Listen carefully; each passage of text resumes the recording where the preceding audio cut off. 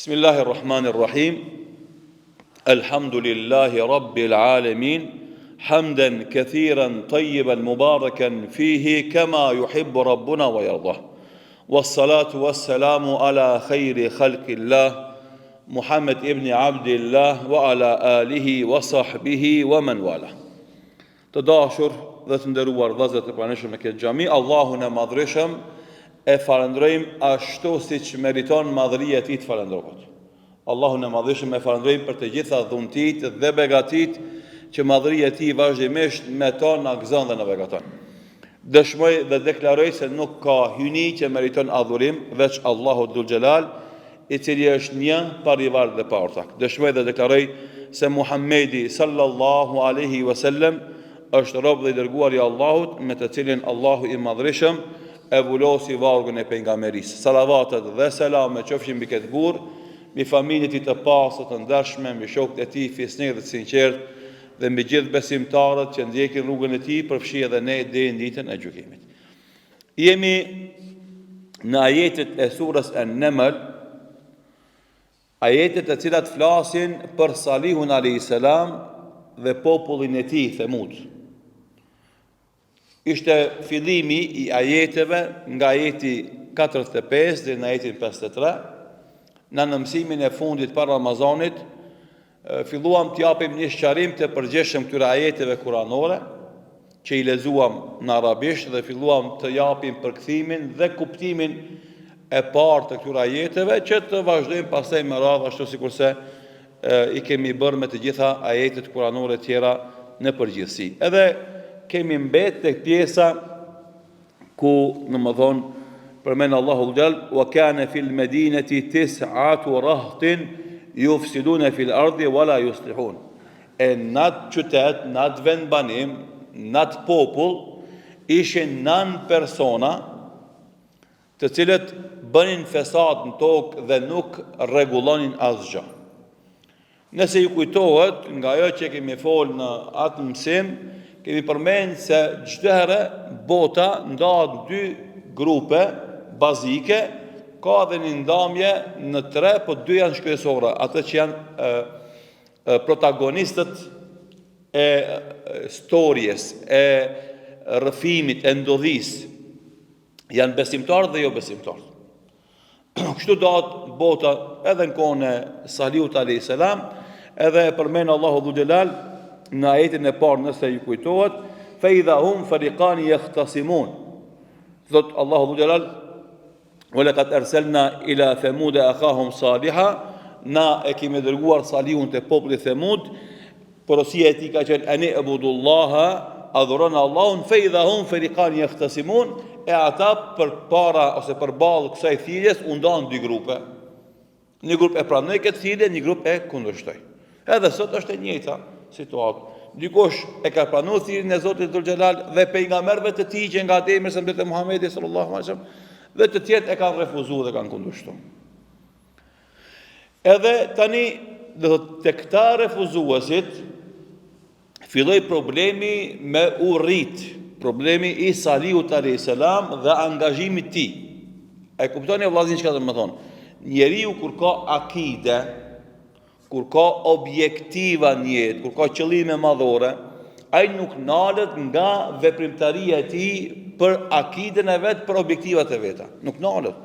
Ajo që ndodh sot me muslimanët, që e kanë një hujum në shërbimin e Islamit, edhe mase ne nalen, kjo nuk mund të kuptohet në prizmën e fetarisë së vërtetë. Si ka mundësi për shembull një muslimanin ta mashtron familja, ta mashtron evladi, ta mashtron puna e dunjos, ta mashtron qefi, ta mashtron saltanati, e ta largon nga kauza e tij, si ka mundësi. Një njeri i cili është i gatshëm me dhon jetën për kauzën e vet, si ka mundësi me u mashtru me gruan e vet, me fëmijët e vet, me punët e dunjos, e me lon kauzën e tij. S'ka logjik kjo. Ti jetën e jep, nëse domodin familja jote bëhet pengesë në shërbimin e kauzës tonë.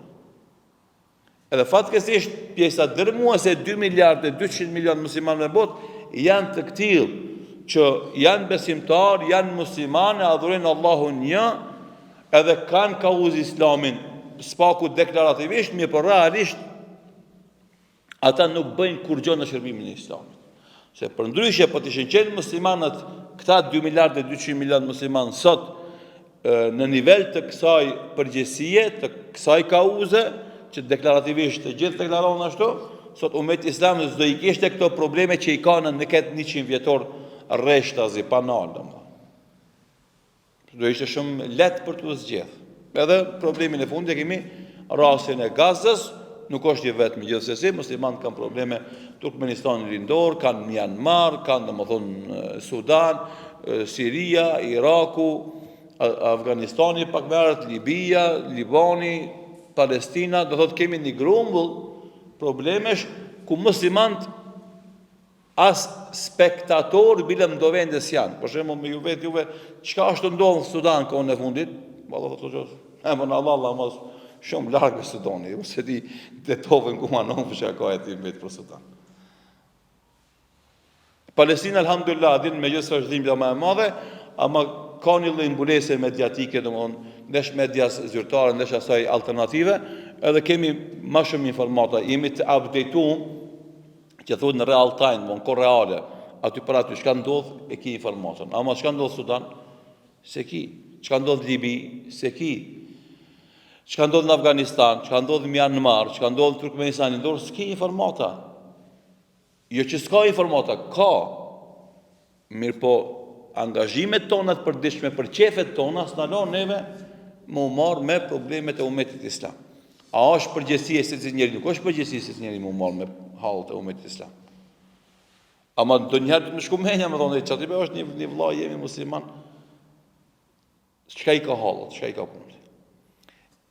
Pika e nxjerra këtë konstatim se Salihu alayhis salam vazhdimisht, megjithse shumica e kanë refuzuar tin e tij, ai ka vazhdu me i provoku ata në thojza, se si ka provoku, po me i provoku ata me thirrjen e vet, edhe i ka shku njerëzve një nga një, bodullah, adhuron Allah, mos adhuro gurë drun. As logjika nuk e pret, po as që ka fakt argumente që ndihmojnë këtë aspekt. E tash kur vjen dikush në një ambient jo fetar, në një ambient idhujtar dhe ai vazhdimisht punon, provokohet dushmani, armiku, hasmi. Edhe andaj vazhdon Allahu thotë wa kana fil madinati 9 rahtin, në qytet ishin 9 koka që kishin grupet e veta. Sa rahat gjuhën arabe i vjen domethënë një grup prej 3 deri 9 veta, dikush ka thonë deri 40 veta, fjala emri rahat. Se Allah i madhëshëm në çdo shkronjë e mos flas për çdo fjalë që e përdor Kurani jep kuptim adekuat, edhe nuk e përdor rastisht. Domethënë 9 grupe mafioze, kriminale, banditash.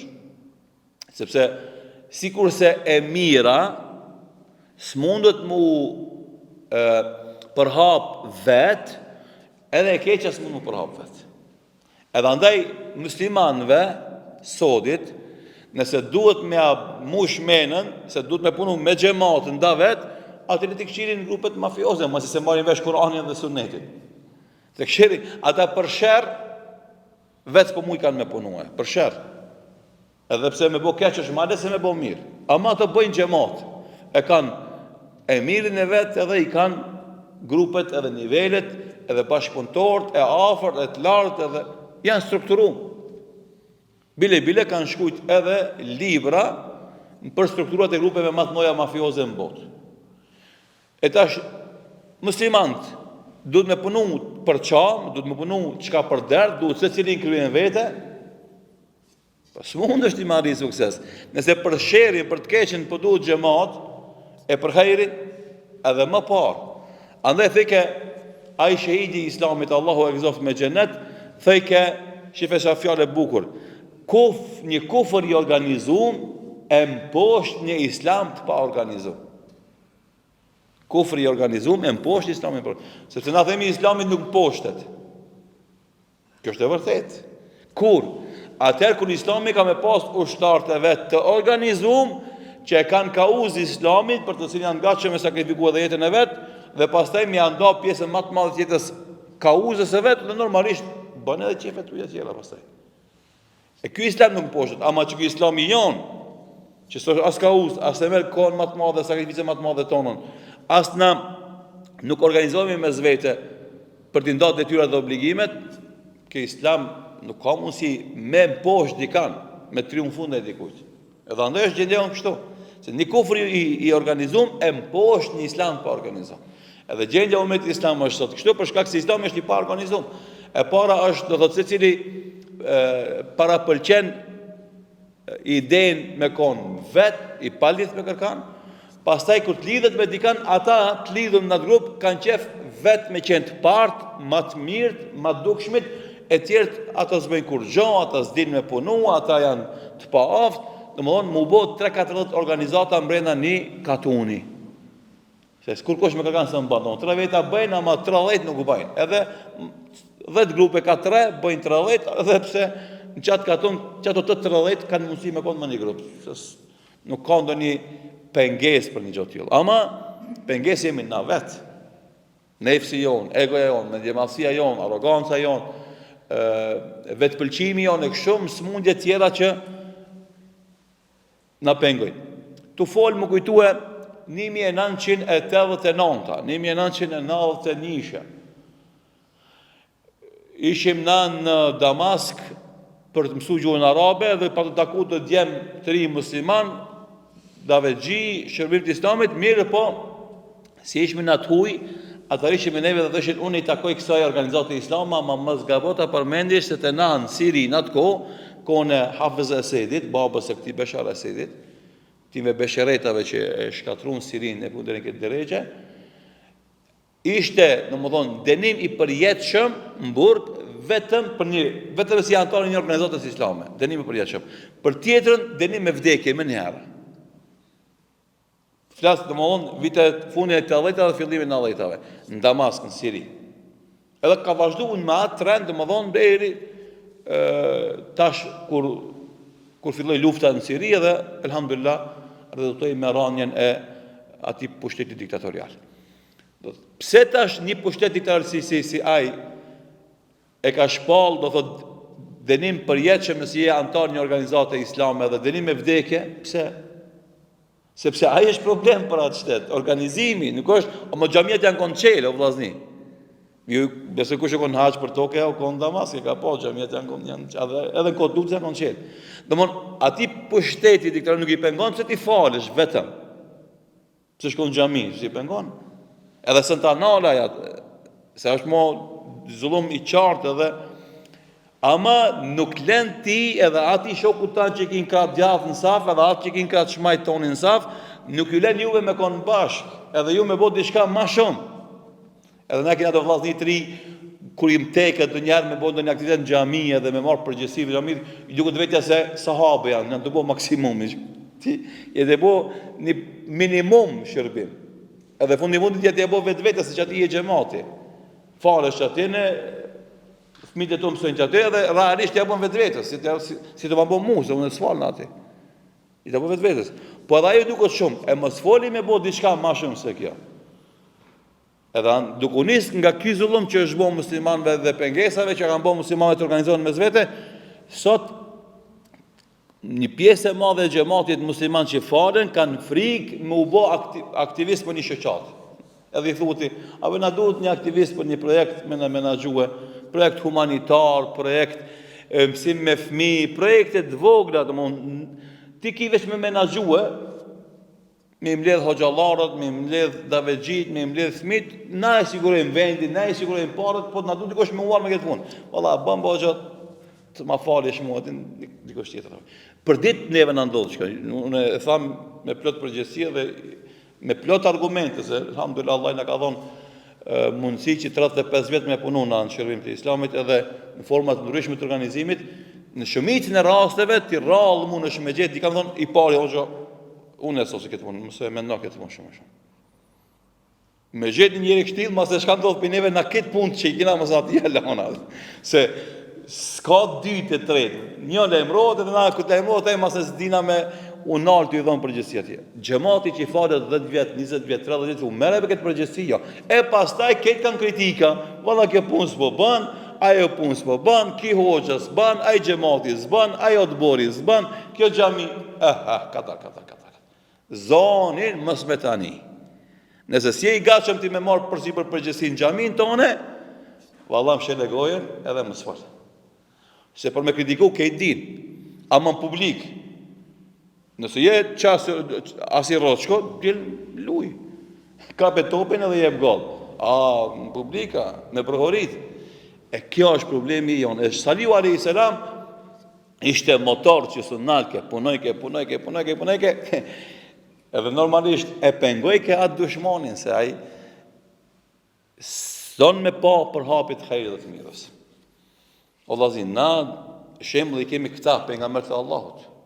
Edhe Allahu në Kur'an kështu ka thonë: "Ulaika alladhina hadahumullah", këta janë pejgamberët e Allahut, burrat që Allah i ka udhëzu, "wa bihudahum muqtadih", shembullin e tyre ndiqe. Unë si hoxh e kam borxh me ndjek shembullin, ama edhe ti si xhamat e ke borxh me ndjek shembullin e tij, sepse Allahu i Madhëshëm i drejton çdo muslimanit. Ata janë shembulli, atë shembull me ndjek. Na duhet me marr përsipër angazhime në shërbimin e Islamit. Jashtë shtëpisë tonë, se shtëpinë tonë e ke obligimin e parë. Në xhami ku frekuenton ti duhesh me marr përsipër një obligim. Nëse do na xhami me kon më e mirë sa që është.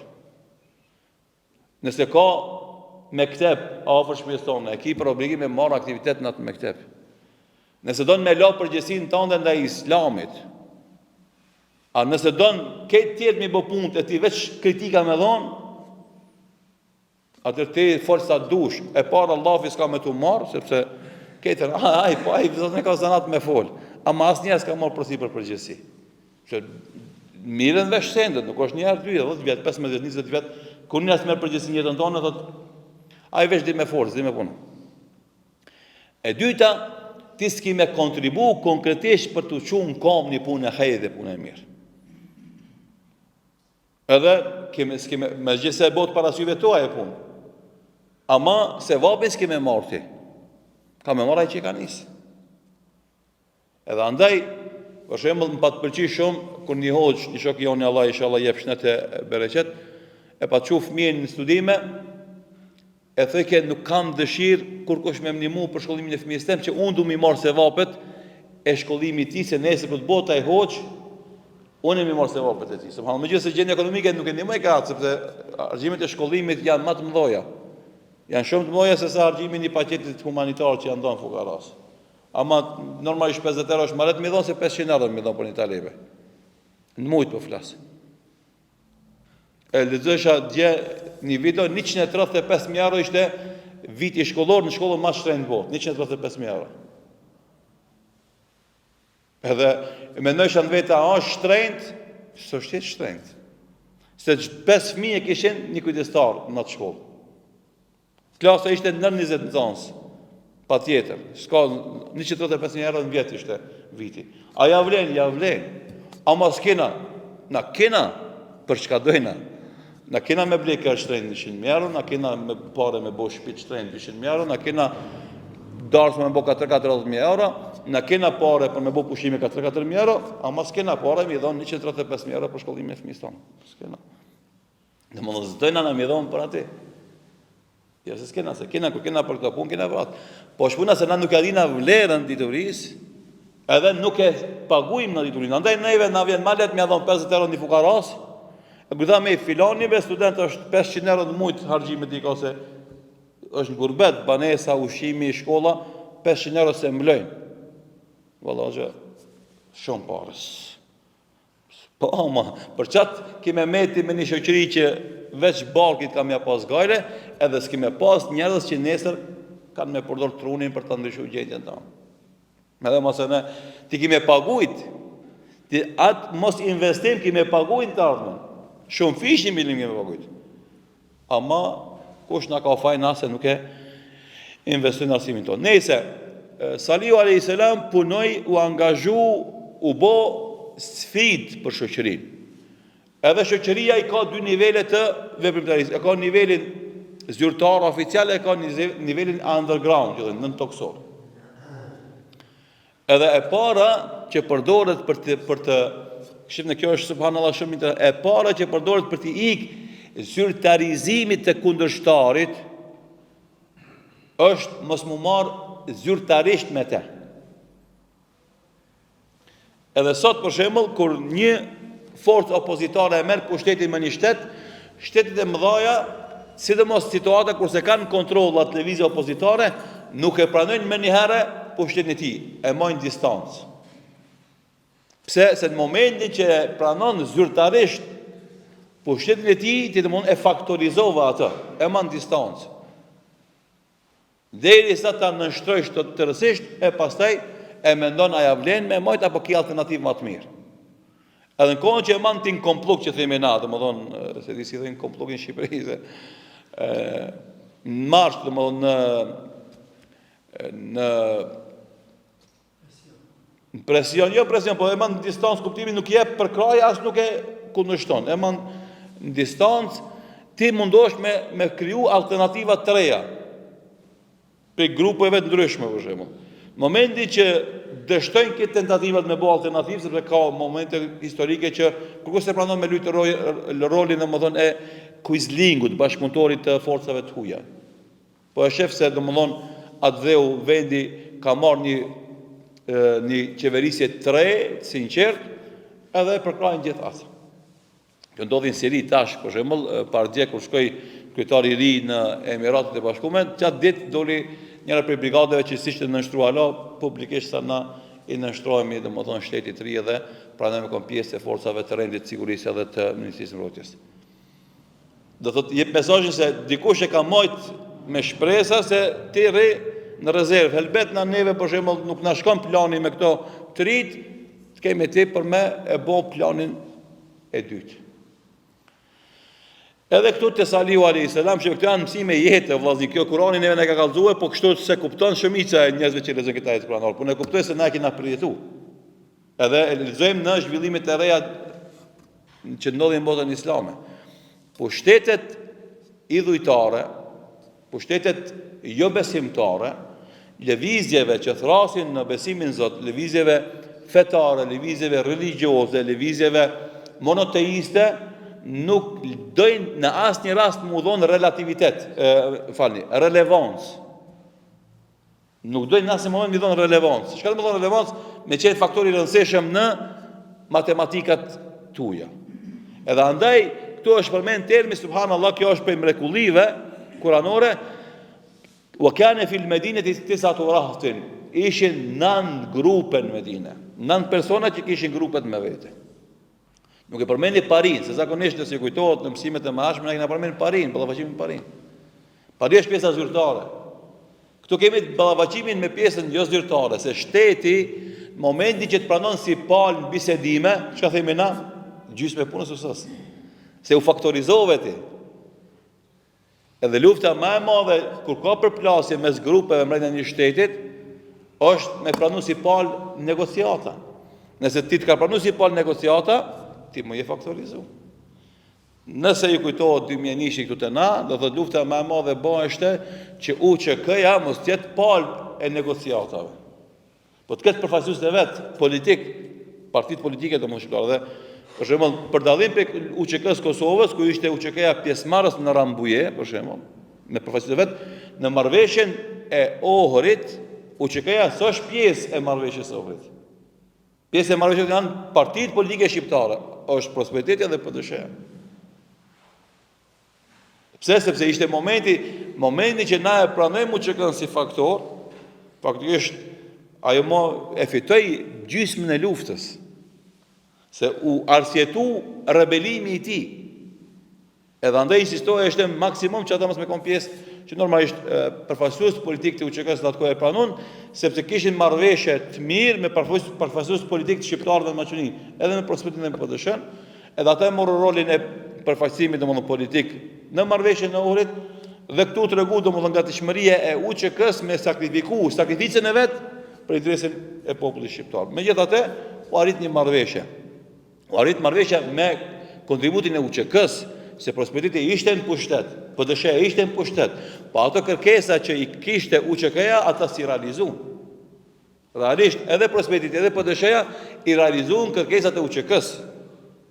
E UÇK ishte gatshme me sakrificën e vet për interesin e shqiptarëve. Kjo është për me kuptu se çka fol Kurani, me shembull konkret nga jeta jonë e përditshme këtu te na, po edhe nga gjendja e ummetit islam, që kur ta lexojmë Kuranin na ta marrna mesazhin se përndryshe të kemi lexuar surën Naml dhe tregimin e Saliut me Themudin e kemi lexuar shumë herë, ama çështën s'kemë kuptuar.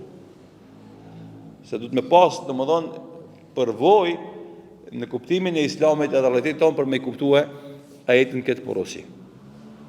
Allah i madhëshëm i përshkruan këto grupe me një përshkrim do thot të mrekullueshëm. Thot yufsiluna fil ardi wala yuslihun. Bëjnë fesad tokë dhe nuk rregullojnë kurrë. Grupet mafioze ata nuk ka plan program zhvillimor. Këtë jetë e tyre, këtë plan programit tyre është si me dëmtu shtetin edhe me pasuru grupin, edhe me dëmtu njerëzit tjerë. Tu i vjedh, tu i plaçkit, puna e mafis është përdor dhunën për të arritur qëllimet. Edhe përdor, domethënë, të gjitha tregtit e ndalume për të arritur deri te pasuri, marramecën me të cilën pasuritë i man njerëzit në kontroll. Sepse ai që vjen bashkohet ty, ai lip benefit për atë bashkëpunimin me ty. Lip parë. Ti duhesh më dhon parë, duhesh më dhon pushtet, megjithëse është pushteti ma tepër i kufizuar, po është një lloj pushteti me një marrëveshje kanë herë të drejtë për drejtë, kanë herë indirekte me shtetin, u jepet mundësia këtyre grupeve mafioze me pas pushtetit e veta në zonat ku ata veprojnë. Sidomos në pushtetet zullumçare dhe në pushtetet ku kanë diskriminim ndaj popujve dhe kombeve brenda shtetit vet. Ka zona, për shembull, që ata s'mujnë me kontrollu për shkak pakënaqësisë shoqërore ndaj pushtetarëve, ata i përdorin grupet mafioze për të mbajtur kontrollin. Ata popull që nuk janë të kënaqur me mënyrën se si realizohen të drejtat e tyre ose kërkesat e tyre. Edhe i shfrytëzojnë këta për me i arritur qëllimet e veta. Ka një lloj marrëveshje të pashkruar mes shtetit, pushtetit edhe këtyre grupeve mafioze. Ama karakteristika e tyre është yufsiluna wala yuslihun. Bëjnë fesad dhe nuk bëjnë rregullim. Që të më thonë, çdo herë një grup prej grupeve, nëse do na me vlerësu, a është grup i mirë, i mirëfillt, i dobishëm, a është grup i dëmshëm, s'është më thjesht çfarë emri ka, sepse tash me këtë po duhet me lidh edhe një fenomen të ri që tash armiqtë e Islamit nga lindja dhe perëndimi shpesh herë prodhojnë edhe organizma fantazma në emër të Islamit për me sulmu Islamin. Edhe të kaluam ka qenë edhe sot. Andaj nëse duam na me përkufizu këto grupa janë vërtet islame, e kemi këtë definicion kuranor. Yufsiduna fil ardi wala yuslihun. A bëjnë fesad tokë edhe nuk rregullojnë apo e bëjnë të kundërtën? Ata vesh kontribuojnë, rregullojnë dhe nuk bëjnë fesad. Momentin që fesadi i tyre është më i madh se sa rregullimi i tyre, ata janë grup mafioz, grup destruktiv. Ani se kanë emrin islam.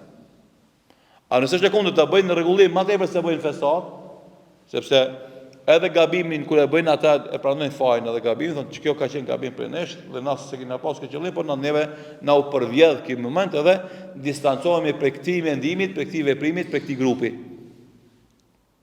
Ka nguzim intelektual me u distancu për një pjesës së organizatës vet, sepse kanë bërë veprime që nuk janë në përputhje me objektivat, me platformën e veprimit të asaj organizate. E kemi në Egjipt. Në Egjipt në fillimin e viteve 2010-2015 kishte një fenomen shumë interesant, quheshin murajaat. Quheshin domethënë rishikime të qëndrimeve. Ishin pjesë e dy xhamateve të mëdha që kanë qenë në Egjipt dhe që një pjesë të madhe ka kaluar nëpër burgje dhe që në fillimin e vet ata kanë ndjek metodën e dhunës në ndryshimin e situatës politike në Egjipt. Mas 30-40 viteve veprimtari, ata dolën me qëndrimet e veta, i quajtën rishikime dhe ripërpunuan të gjitha analizat edhe qëndrimet e tyre fetare politike në vitet 60, 70, 80 e këndej. E thanë, këtu kina gabu, këtu është dashtu me vepru. Edhe ishte një prej momenteve më interesante në zhvillimin e xhamateve islame në botën islame. Edhe ishte një guzim i madh intelektual që për shembull kush e përcjell ato fenomene i vlerësonte pozitivisht, sepse se tash dikush e thënë i kritika, po deri tash ju i nikon shkak që filoni ka i burg, filoni është vrat, tash ju po bëni rishikimin e qëndrimit tuaj, e kalimi nuk ndryshon. Kjo është e vërtetë. Mirë, po ky guzim intelektual i tyre për me e demantu gabimin e vet kalumen, kjo është edhe më e madhe si dobi e zhvillimit umetor se sa domi që shkaktun kalumen. Andaj më mirë është me korrigju një gabim me gjithë këto pasoja që i marrin ata në retroaktiv, se sa domethënë me vazhdu ata shtremt punën hala. Se nëse vazhdojnë me metodë gabume, ka me pas hala viktime dhe ka me pas hala probleme me të islam. Andaj guzimi intelektual neve na duhet vazhdimisht që çdo herë kur e bëjmë një veprim gabum me e korrigju. Dhe unë ballafaqoj me gabimin, më thon valla jo, që kjo është gabim dhe kjo nuk është e pranueshme. 2001 kur ndodhi në botë 11 shtatori, edhe u morën vendime të mëdha në Shtetet e Bashkuara të Amerikës në luftë kundër islamit dhe muslimanëve, edhe ndodhi domosdoshmë 2003 dhe 2002 sulmi në Afganistan dhe sulmi në Irak, dolën mbi 100 intelektual amerikan me një deklarat, edhe shive sa e bukur ishte jo në emrin tim. Edhe sot për shembull tash u përdor para një javën e kaluar me rastin e vizitës së kryeministit të Shqipërisë në Izrael, ishte jo në emrin tim, domethënë, ama kjo është e përdor 2001-shën. Për intelektualë amerikanë, mbi 100 intelektual akademik amerikan, dolën me deklarat jo në emrin tim, ti mundesh me bësh çka dush, ku dush, se je ti e pushteti dhe ti e politika, ama unë si intelektual nuk pajtona me atë që e bën ti. Edhe kjo është guzim intelektual i cili ka mundësi me të kushtu pozit, ka mundësi me të kushtu ardhmëri, ama na duhet me kon qartë vëlla me veten tonë, para kësaj me Zotin ton, na si besimtar, pastaj me veten ton, pastaj edhe me këtë botën, qëllimet më kanë qarta edhe publike. S'kemi na hala hapësirë me manovru ose me kamuflu. Hala musliman kamuflohen shefët, unë jam musliman ama s'jam qatë shumë. Unë jam musliman ama s'jam si këta mjekroshat ekstremit. Unë jam musliman ama jam paqësor. Ai po të pret këtë po i pret s'pe këshira i e paqësora, i e dhënshëm, ai bomba s'po dallon, hiç kërkan. Masakër po bën, s'pe ka gale. Na jena musliman, inshallah jemi hakikat musliman. Këtë më kanë gale jonë. Është kam llogariti puna jote, është çka dush llogaritem. Ama nisën dush me ditë, sa më shumë që je musliman i mirë, ai armiku i Islamit më shumë s'ka me dashur, këtë dush me ditë. Po tash ti matë hesapin, ata ti vendosë atë punë, se ne vendosim ne për ti. Edhe kjo është këtë punë të vllazni, edhe puna e shqiptarisë. Ti duhesh me kon temis me veten tonë se je shqiptar, mase ne, nëse ti je shqiptar hakikat, ai dushmani i shqiptarit s'ka me dashur. Ama na edhe aty themi valla, unë jam shumë patriot muslim. Unë mundohesh edhe aty, o valla, po shkon me jeta kështu, edhe me shumë ftira, knena kështu. Çaj shije. Me dinjitet, me dituri, me urtësi, me zemërgjënsi, me fisnikëri, me këtë rregullat. S'ki nevojë të mira dhe murit me krija, ama nuk ki nevojë as me kamuflu. Ç'ke jam unë? Edhe ja du hajrin gjithve, edhe kundërshtarëve të mi. E mos foli për ata që ndoshta besojnë në diçka që them unë. Andaj ti kthehemi asaj që thash, do thotë se ka organizata që dalin në emër të Islamit, mirë po fesadi është më i madh se sa dobia. Rasti i ISIS-it shembull. Që hala për shembull tentohet ta promovojnë her pas here si variante e Islamit. E kena shëruar shumë herë, edhe vazhdimisht e kemi thonë këtë lafë dhe themi. Janë organizma që fesadi është më i madh se dobia, se ata luftën kryesore e bëjnë me muslimanët. Nuk e bëjnë me jo muslimanët. Edhe për kësaj të merr vesh kush janë ata. Se ata asnjë betejë konkrete se kanë pas me jo musliman, kudo që janë shfaq, luftën kryesore kanë pas edhe këtu, edhe sot për shembull, rasti i Siris, apet luftën më të madhe ata kanë me muslimanë që kanë ardhur në pushtet, jo me armiqtë e Islamit, edhe ata që tentojnë me çdo kusht me e mposhtë Islamin. Ata kurkon janë pjesë e ligjërimeve të tyre, ama muslimanët vazhdimisht janë të akuzuar si murteda, si qafira, si besimtar. Problemi i cili vazhdon edhe kur ta marrin ata pushtetin dikun, zullumi është më i madh se sa që është hajri dhe dobia për tyre. Pastaj thot Allahu Xhelal, qalu taqasamu billahi latubayyinannahu, pastaj ata u betuan mes vete, lenubayyitannahu wa ahlihi thumma lanaqulanna liwalihi ma shahidna mahlika ahli wa inna lasadiqun. Ata u morën vesh mes vete, u mbledhen natën, edhe kjo është teri, është simbolik e sherrit, zakonisht punët e këqija merren vendimet natën, e punët e mira muslimanët i marrin sabah, me fillimin e dritës.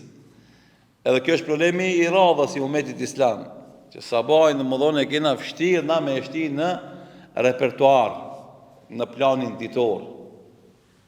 Xhamat 30 vjet namazli, 20 vjet namazli, hala ka problem me sabahin.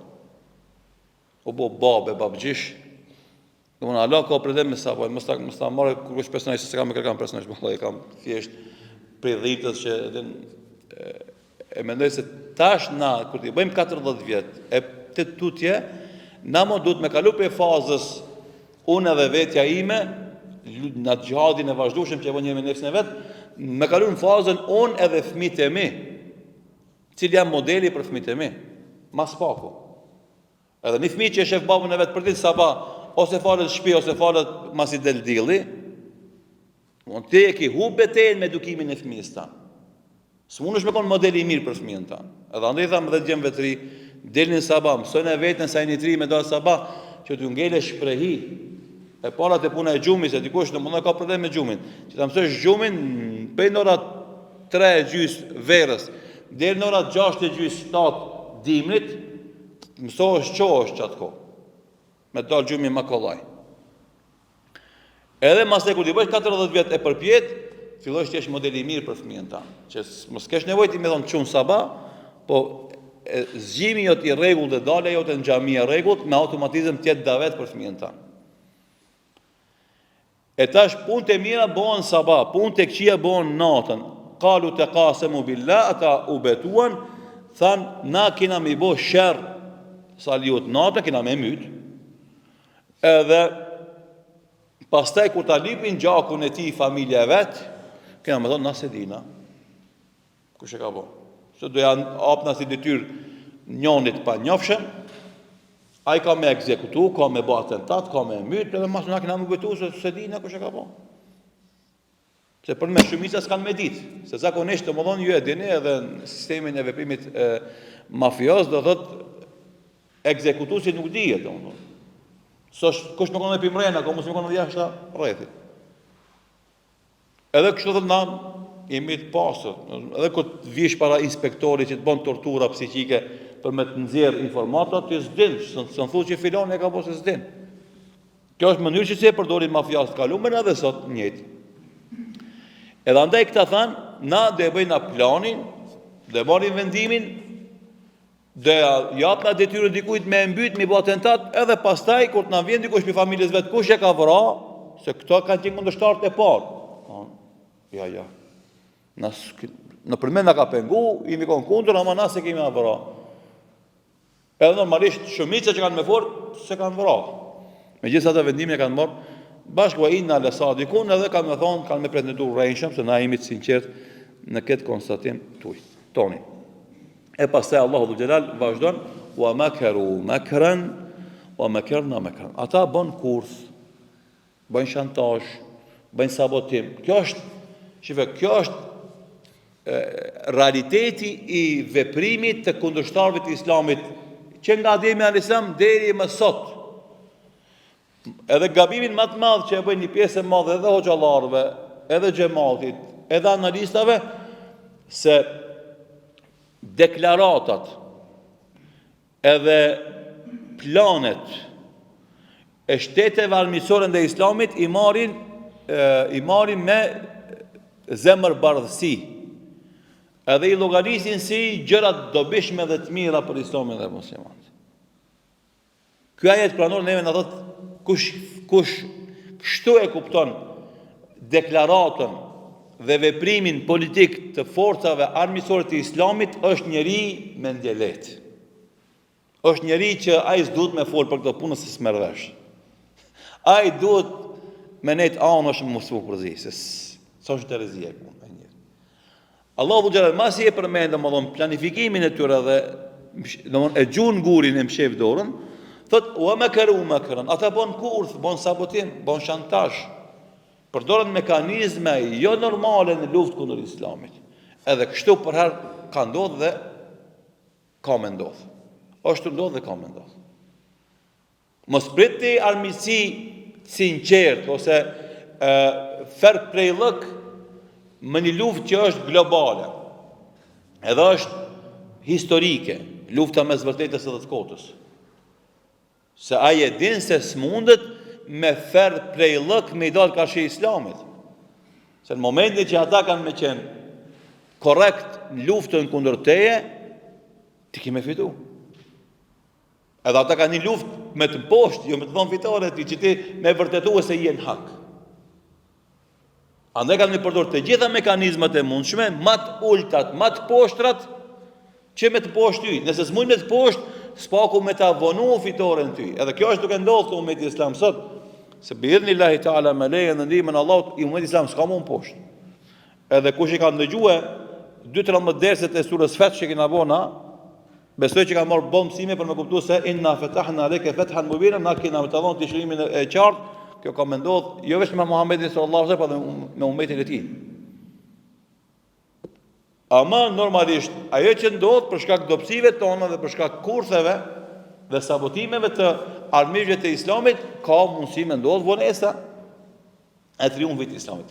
Andaj na kur shohim të muslimanët me ndjepresi dhe inteligjencë që din pozicionon karshi këtyre kurthave dhe sabotimeve që i bëhon, dhe janë të përgatitur për të absorbuar ato goditja që mos me lënë me qenë shkatruese për zhvillimin e një grupacionit muslimanëve, themi bravo.